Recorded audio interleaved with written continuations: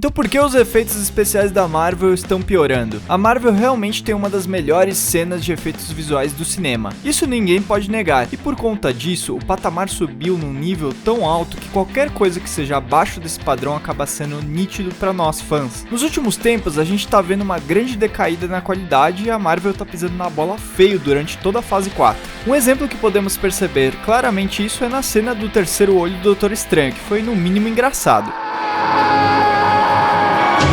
Então vamos direto ao ponto, tanto os efeitos visuais da Marvel como no geral estão piores hoje em dia? A verdade é que não. A qualidade de tecnologia dos efeitos é muito superior a de anos atrás, possibilitando os profissionais a fazerem CGIs inimagináveis como o próprio Thanos ou o Rocket. Porém, a forma como eles vêm sendo feitos está causando essa piora significativa. Olha esse exemplo de Pantera Negra de um CGI bom versus um CGI ruim para vocês entenderem. Se eu não avisasse nada, vocês conseguiriam me dizer se esse traje era feito no CGI? E o outro acho que eu não preciso falar nada, né? Tá bem óbvio que é muito fake, não parece nada real.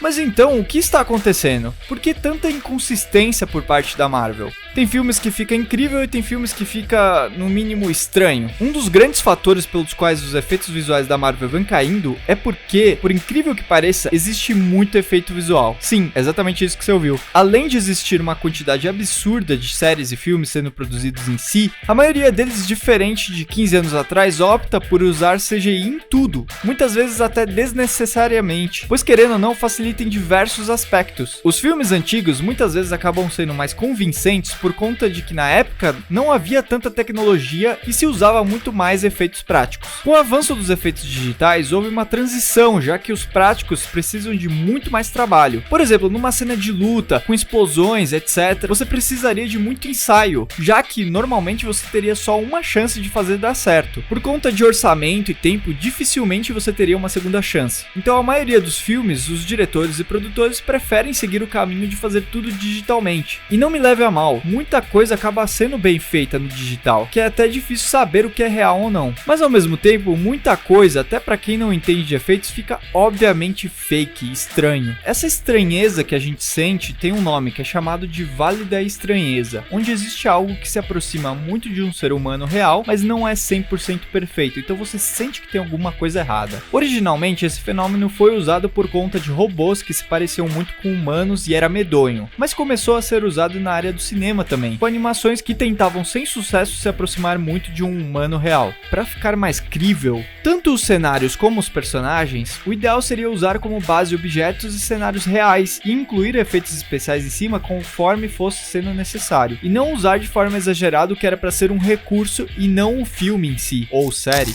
Então eles estão, de forma geral, privilegiando muito mais a quantidade e menos qualidade do que uma qualidade excepcional numa quantidade menor. Será que a Marvel nunca ouviu aquela frase menos é mais? Prova disso é que muitas pessoas que supostamente trabalharam com a Marvel começaram a dedurar ela nas redes sociais, dizendo que é terrível trabalhar com eles, que existe uma enorme pressão para fazer o CGI dentro do prazo, antes do filme lançar. Dá uma olhada no que esse cara falou. Trabalhar com a Marvel é muito cansativo e me fez sair da indústria dos efeitos visuais. Eles são clientes horríveis e já vi amigos meus terem burnout por conta disso, enquanto a Marvel apenas aperta os punhos e exige trabalho duro. E esse não é o único comentário não, existem diversos por aí. Além do mais, de acordo com eles, a Marvel não paga o equivalente do tanto que eles trabalham. E vamos combinar, isso acaba com o estímulo de qualquer um, por mais que você ame o que faz. E o que isso tudo quer dizer? Eles acabam se sentindo muito pressionados porque a Marvel é o principal cliente desses estúdios de efeitos visuais. E se eles não aceitarem esses prazos malucos e as exigências da Marvel, eles vão acabar perdendo o cliente para outro estúdio. Fora que é muito bom ter no seu currículo que você trabalhou com a Marvel, mas ainda assim, todo mundo que trabalha com ela acaba falando mal e se arrependendo muito. Existe uma discussão se é culpa da Marvel fazer isso ou os próprios estúdios de efeitos visuais aceitarem esse tipo de coisa.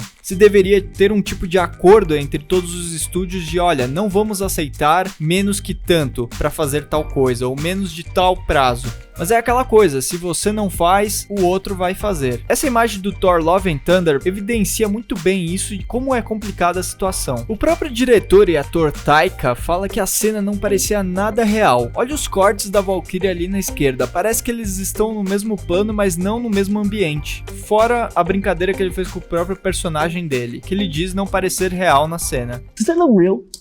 In that particular shot, no, actually. Nesse filme, por exemplo, foi dito por um suposto funcionário que os diretores da Marvel chegaram a pedir uma sequência de cenas complexas e difíceis de fazer em cerca de 2 a 3 semanas antes do filme ser lançado nos cinemas. Só para vocês terem uma noção da diferença de produção entre as fases da Marvel, a fase 4 detém praticamente o número de todas as horas somadas das outras 3 juntas. E isso acabou ficando assim muito por conta do grande número de séries lançadas. E aí eu acho que entra outro importante fator para falar para vocês, a questão da pandemia. Quando essas séries, desde WandaVision e Loki, começaram a ser gravadas, foi antes da pandemia e terminaram de ser gravadas durante a pandemia. E isso causou um grande atraso na questão de produção, porque todo mundo estava se adaptando ainda a essa questão toda do vírus, e muita coisa teve que ser adiada ou remarcada. Além disso, em 2021 ainda rolaram greves por parte dos profissionais de efeitos visuais, reclamando das condições de trabalho, e isso gerou um estresse ainda maior na indústria. Então, por conta de todo esse volume de produção, entre outros fatores que eu já falei, outro impacto de tudo isso foi nos vazamentos de cenas de Homem-Aranha No Way Home. Houveram grandes coisas vazadas, porque a demanda por efeitos especiais eram tão grandes que eles tiveram que terceirizar muita coisa com outras empresas, muito mais do que o normal, para dar conta de todo o recado. E daí imagina, com tanta gente diferente trabalhando, uma hora ia dar ruim, e acabaram vazando trailer, foto e tudo mais que vocês já sabem. E isso acaba sendo consequência total de como o MCU está andando. Um filme não pode mais atrasar, senão vai afetar e comprometer a história envolvida por trás do outro. E assim por diante. Por conta disso, há um excesso de produção. E isso acaba gerando uma exaustão para os profissionais, para as produtoras de audiovisual. Como resultado disso, a gente pode ver até alguns exemplos aqui, como a Viúva Negra de 2021 ou o Doutor Estranho, que a gente já mencionou. Mas acho que o principal que todo mundo falou, que foi a gota d'água, foi a She-Hulk, não é verdade? Que como um todo ficou muito esquisito.